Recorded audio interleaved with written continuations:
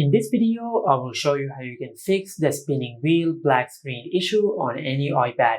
Now currently this issue is fixed on our iPad, but if you're facing this problem that the screen of your iPad is black and if you're seeing this wheel spinning on the screen, to fix this issue just perform a force restart on your iPad. To do that, just simply press and release the volume up button and the volume down button. Then quickly press and hold the side button on your iPad until the screen goes black and the Apple logo appears on the screen.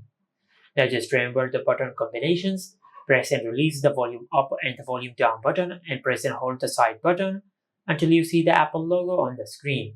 And as you see the Apple logo on the screen, just release the side button. But if you're using an older iPad which have a home button, just press and hold the home button and the power button at the same time until you see the Apple logo on the screen. And after that, just check if your issue has been fixed or not. If your issue is still not fixed, then just perform a force restart again. But if your issue is still not fixed after the second force restart, then just press the power button of your iPad a couple of times because the power button can be stuck on your iPad. Now after you've done that, then just plug your iPad into charge and perform a force restart again. And this will hopefully fix your issue. But if you have done all that and if none of these methods worked, then you might have a hardware problem with your iPad. Just take your iPad to the nearest service center and they will fix your issue. And this is how you can fix the spinning wheel black screen issue on any iPad.